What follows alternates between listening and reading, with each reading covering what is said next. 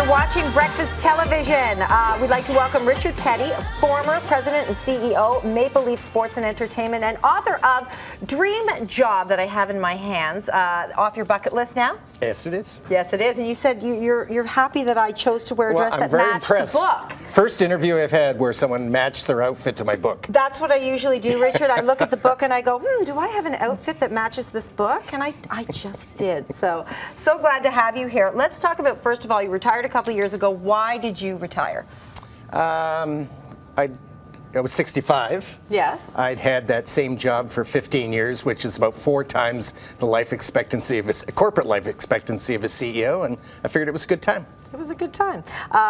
Fans, media, they assume that the owners, don't care, but that's not true. Mm-hmm. You cared. No, not at all. Cared about losing.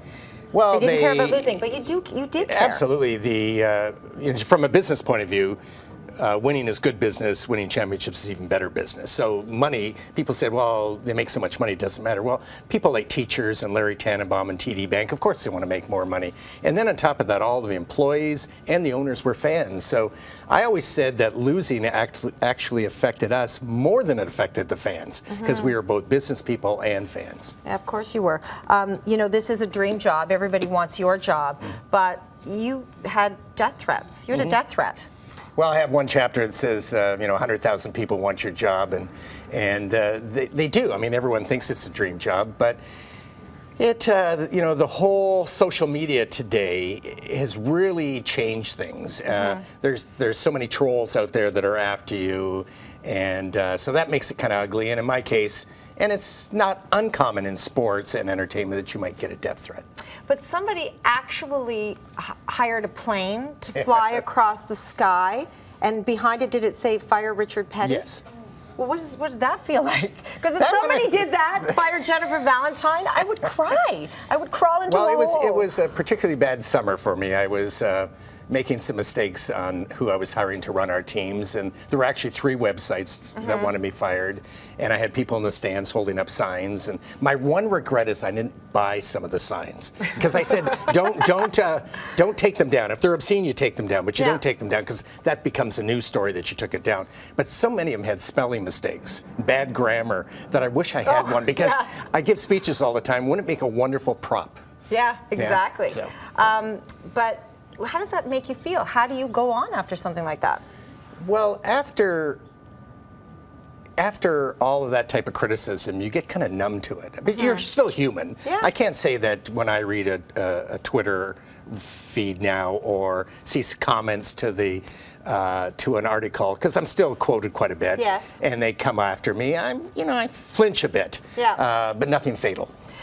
You have one story in the book about your wife, Colleen, and I just love the story. I can totally relate. That somebody was going to punch you in the face, and she said, "Yeah, well, you're going to have to hit me first." She's tough. She is. She lost a split decision. She fought on Fight TV. She was on the card there one night, and she did it to get fit. And when I was watching her box that night, every time the other person hit her, I did this. Yeah, she's one tough gal. Why are Leaf fans so passionate? I talk about that in my book, and everyone says they're the Leafs' #1 fan, and you see them, paint their faces and wear the blue wigs, and even funerals are themed Leafs sometimes. And now, in studying for the book, I really think it goes back to the very start of the Leafs and the building of Maple Leaf Gardens and Foster Hewitt coming on air and 13 Stanley Cups and the Armstrongs and the Sundins. It's all this kind of magical thing that came together, and it's the most loyal and avid consumer group, because if this was another product like I marketed Colgate toothpaste or Pillsbury, there was never that type of avidity, and very few teams have this much avidity, but the Leafs sure do. Were you born a leader, or is it something that you can learn? I know you teach a lot of courses. Well, is it nature or nurture? I mean, that's the big debate, and I'm not sure anyone knows. There's PhD theses on that. I'm not sure.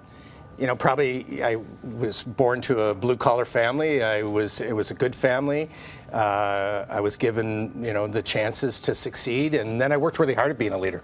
I have to say one more thing. Like, there's so many things we can talk about because you have so many lessons, which are great lessons in the book. But my favorite story is when, sometimes you didn't watch the whole game, you'd watch part of it.